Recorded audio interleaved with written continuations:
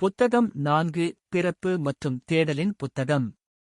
Condo 1 சுடரின் பிறப்பு மற்றும் குழந்தை பருவம் பக்கம் 357. அவள் கண்களிலிருந்து அவள் தன்னைச் சுற்றிலும் மனிதனின் அறியாமை பார்வையை விட வேறொரு பார்வையை செலுத்தினாள். எல்லா பொருட்களும் அவளுடைய உயிருள்ள வடிவங்களை நோக்கியிருந்தன. வெளிப்புற விஷயங்களின் ஒவ்வொரு விழிப்புத் தொடுதலிலும் அவள் தன் உறவினர்களிடமிருந்து ஒரு செய்தியை உணர்ந்தாள். ஒவ்வொன்றும் ஒரு சின்ன சக்தி, ஒரு தெளிவான மின்னல், பாதி அறியப்பட்ட முடிவிலிகள் சுற்றில். எதுவும் அந்நியமாகவோ அல்லது உயிரற்றதாகவோ இல்லை. அதன் அர்த்தமோ அதன் அழைப்போ இல்லாமல் எதுவும் இல்லை. ஏனென்றால் ஒரு பெரிய இயல்புடன் அவள் ஒன்றாக இருந்தாள். மண்ணிலிருந்து கிளை மற்றும் பூவின் மகிமை தோன்றியது போல, விலங்கின் வாழ்க்கையிலிருந்து சிந்தனை மனிதன் எழுந்தது போல, ஒரு புதிய பேரறிவு அவளில் தோன்றியது.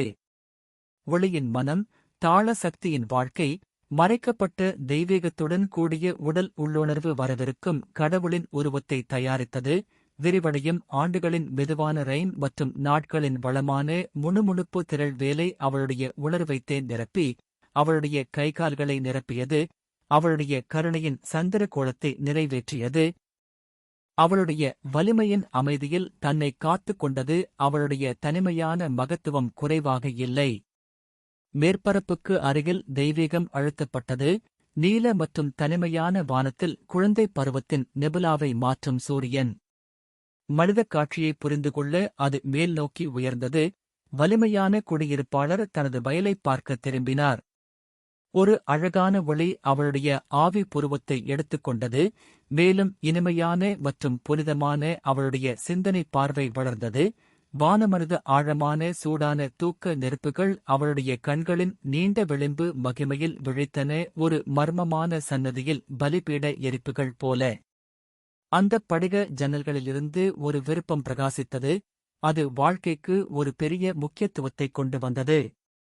மாணவி வளைவுக்குப் பின்னால் அவள் நெற்றியின் வெளிப்படையான துருப்பிடிக்காத இடத்தை பிடித்திருந்தது ஒரு உன்னத சக்தி. புத்தகம் 4 பிறப்பு மற்றும் தேடலின் புத்தகம். காண்டோ 1 சுடரின் பிறப்பு மற்றும் குழந்தை பருவம் பக்கம் 358. ஞானம் என்பது நிலையற்ற விஷயங்களை வெளிச்சத்திலிருந்து பார்த்தது. ஒரு விழிப்புணர்வு கோபுரத்தில் வெற்றியின் வேவுகாரர். அவளுடைய விருப்பம் உயர்ந்த விதியை கீழே அழைத்தது. அவளுடைய வலிமையான நகரத்தில் ஒரு அமைதியான போர்வீரன் ஊடுருவாமல் நடந்து சென்றான். சத்தியத்தின் வைர சிம்மாசனத்தைக் காத்தான். ஒரு அமுத ஒளிவட்டம் கொண்ட சந்திரன் அவளுடைய உணர்ச்சிமிக்க இதயம். அனைத்தையும் நேசித்தது. எந்த வார்த்தையும் பேசவில்லை, எந்த அடையாளமும் செய்யவில்லை. ஆனால் அவளுடைய மார்பின் பேரானந்த இரகசியத்தை வைத்திருந்தது. ஒரு பேரானந்தமான உணர்ச்சிமிக்க அசைந்த மற்றும் குரலற்ற உலகம். பெருமை, வேகம் மற்றும் மகிழ்ச்சி அவளுக்குள் வாழ்க்கை அலையை. சொர்க்கத்தில் ஒரு நீரோடை போல ஓடியது. பல உயர்ந்த கடவுள்கள் ஒரு அழகான வீட்டில் வசித்து வந்தனர். ஆனாலும் அவளுடைய இயற்கையின் கோலம் ஒரு முழுமையானது. பல துணிகளைக் கொண்ட ஒரு மந்திரம் போல இணக்கமானது. ஒரு பிரபஞ்சத்தைப் போல மகத்தானது மற்றும் பல்வேறு. இந்த மகத்துவத்தை தாங்கிய உடல் கிட்டத்தட்ட சொர்க்கத்தின் வெளிப்படையான ஒளியால் ஆன ஒரு உருவமாகத் தோன்றியது.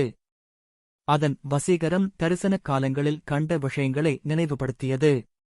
ஒரு தேவதை வெள்ளத்தின் மீது ஒரு தங்கப் பாலம். ஒரு ஏரியின் அருகே நிலவு தொட்ட பனை மரம் ஒற்றை. அகலமான மற்றும் மினுமினுப்பான அமைதியின் துணை. சொர்க்கத்தில் இலைகளின் முணுமுணுப்பு. அழியாதவர்களின் கால்கள் கடந்து செல்லும்போது நகரும். தூங்கும் மலைகளின் மீது ஒரு நெருப்பு ஒளிவட்டம். இரவில் தனியாக ஒரு விசித்திரமான மற்றும் நட்சத்திரங்கள் நிறைந்த தலை. புத்தகம் 4 இன் முடிவு. காண்டோ 1.